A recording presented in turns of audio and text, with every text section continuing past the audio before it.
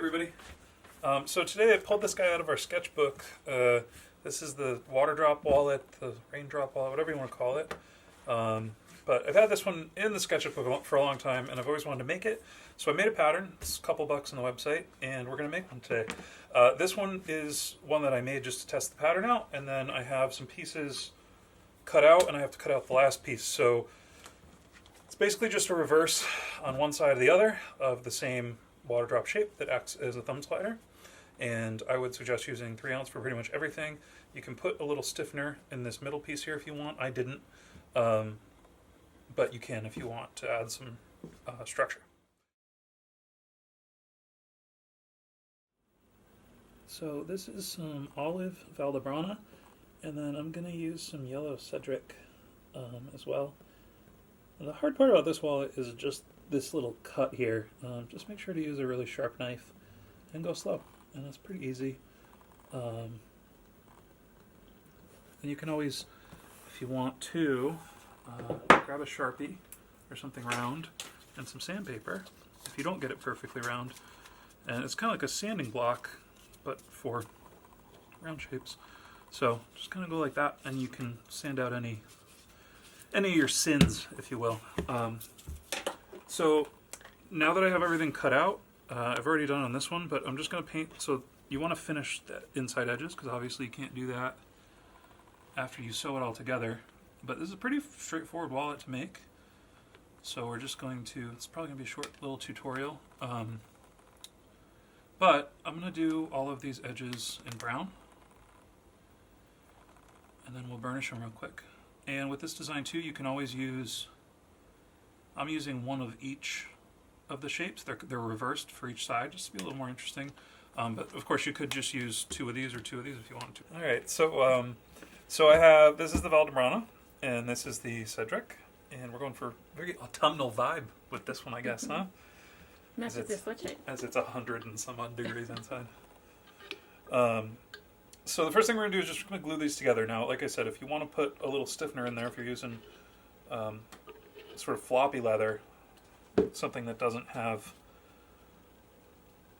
a lot of rigidity to it, you're going to want this a little bit stiff because there's no like third pocket. It's just, this is as much of a pretty wallet as a functional wallet. It works great, but it's a little more stylish than, I'm not saying it's stylish, but it's a little more... Sounded like you were saying it's stylish.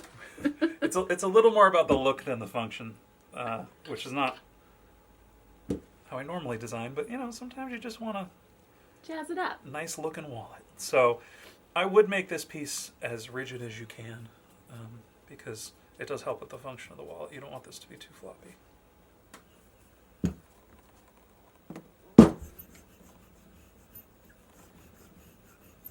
So once we have this piece glued together, we're going to mark where the other pieces go.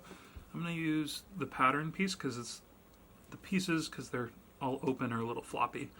So the paper is a little more steady. And we can't use the grid on this one because this is not, as you can see, there's like a little inward slant. So I'm just going to, these are both the same height, so we only have to use one pattern piece. And I'm going to do this so that I can scratch out this leather so the glue will stick. Now the one thing is, don't make the mistake like I did in the first one I made. On one side, we also want to mark, we don't want any glue or scratching in here, because this is going to be, we're going to sew down and then keep sewing, but we're not going to sew, we don't want any scratching here. So on this side I'm just going to rough this up, and then we're just going to glue these things together. I'm going to glue up the side where I'm stitching around the whole top piece, and then I'm going to pre-punch the other side. It just is a little bit easier. You don't have to do it this way, but I find it to be easier to assemble. Alright, so with this piece I'm going to pre-punch.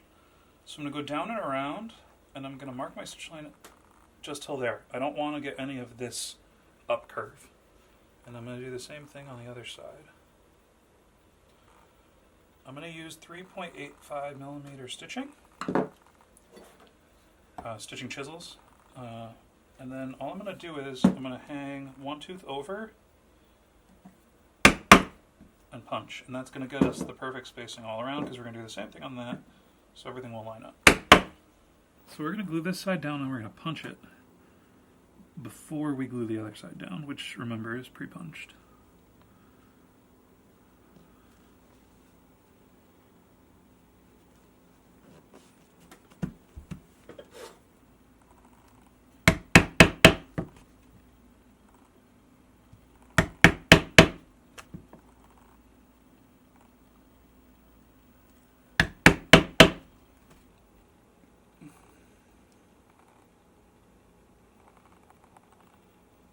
So we're just going to line up the holes and glue her down.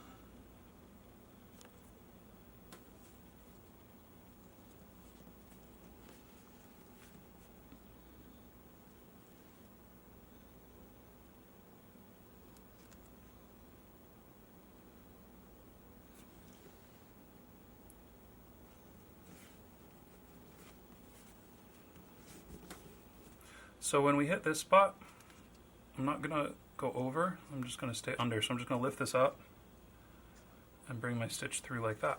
And that's all you have to do. And then once we get everything stitched up and tapped down,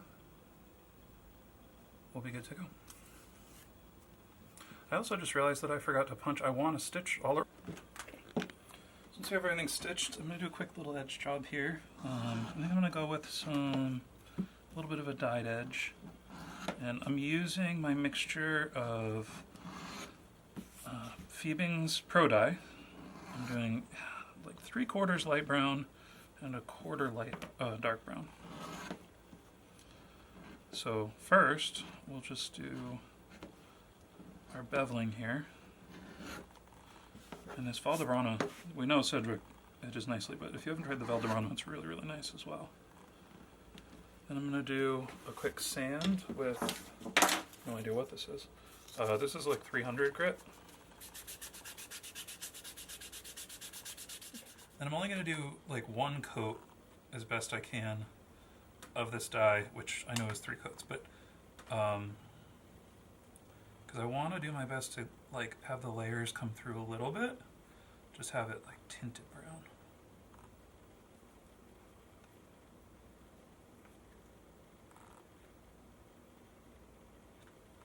I don't want it to be too dark. I think we used this yellow Sedgwick on one of the wallets for the Ukraine guys. And with the dark brown edge, it's a little too 70s. Probably not the best way. So I'm going to go with Tokenol on this one. As much as I don't want to cheat on my beloved gum trag, it's just quicker sometimes. So what I'm going to do is put a layer of gum trag on. And then I have like Tokenol. See? I'm so used to it. I'm going to put a layer of Tokenol on. And then this is 400 grit sandpaper. And I'm just going to kind of like burnish-ish with it. Burnish-ish? Burnish-ish. This is like my quick method that I figured that works well. And I put a little too much Tokenol on, because then what I do is I go around like that. And is this a mirror edge? No, but for dyeing it works fine. Because now I have a little leftover that I can go in with my cloth and polish up. And then you don't really need to spend hours on it, and it is presentable. Now, can you see reflections in it? No, but never really been my thing. And it'll stay like this for a long time once you wax over it. And so here we go. So this is the first one that I made. Really no difference, and I didn't change the design at all. But you can see with cards in it, so both of these become thumb sliders. I just thought it was kind of a cool, a little more stylized piece. So pattern's going to be on the website for $2, I think. And we have Valdebrana, Sedgwick, all the links are in the description. And next week, I believe we're taking apart a Louis Vuitton bag. So thank you guys so much for watching. We'll see you in the next one.